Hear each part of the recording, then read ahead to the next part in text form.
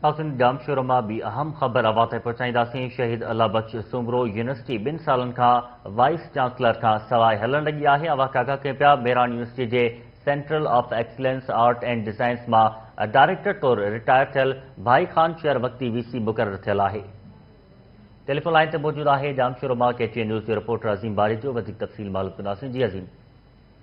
जी बिल्कुल मुबशर जामशोर में Shaheed Allah Bakhsh Soomro university art and design heritage में सिंध हुकूमत 2 सालनि खां वाइस चांसलर मुक़रर न करे सघी आहे। Mehran university J centre of excellence art and design में डायरेक्टर तौर रिटायर थियल भाई खान शहर जो है 2 सालनि खां वक्ती वाइस चांसलर मुक़रर थियल आहे। वक्ती वाइस चांसलर बगैर सिंडिकेट ऐं सिंध हुकूमत जी मंजूरी बैदि जेको आहे यूनिवर्सिटी में गैर कानूनी अख्तियार इस्तेमाल करे परचेज करण लॻो आहे, मुक़ररियूं बदिलियूं करण लॻो आहे। गैर कानूनी भर्तियुनि सां गॾु यूनिवर्सिटी अंदर मनपसंद माण्हुनि खे ठीका ॾियण लॻो आहे। जंहिंखां पोइ यूनिवर्सिटी जे ऑफिसरनि उस्तादनि मुलाज़िमनि तरफ़ां जेको आहे वक्ती वाइस चांसलर भाई खान शहर खे जेको हटाइण जो मुतालबो कयो आहे। मां तव्हांखे ॿुधाईंदो हलां त सिंध हुकूमत तरफ़ां जेको Mehran university J centre of excellence art and design मां जेको आहे 20 अप्रैल 2020 ते जेको रिटायर थियल डायरेक्टर भाई खान शहर ते जेको आहे ख़ासि महिरबान थींदे 8 सेप्टेम्बर 2020 ते जेको आहे बगैर इश्तिहार जे शहीद अल्लाह बख्श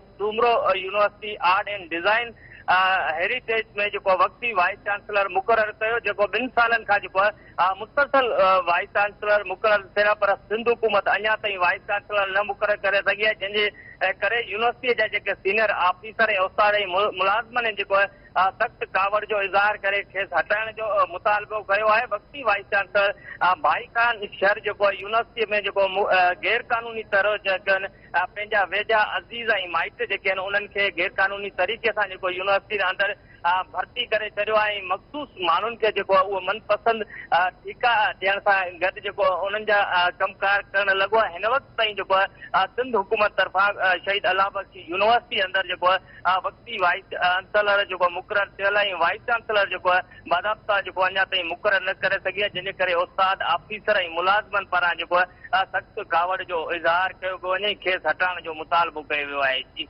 ठीकु आहे। आसिम बारी जो अवां जी वॾी महिरबानी तफ़सील ॿुधाइण जे लाइ।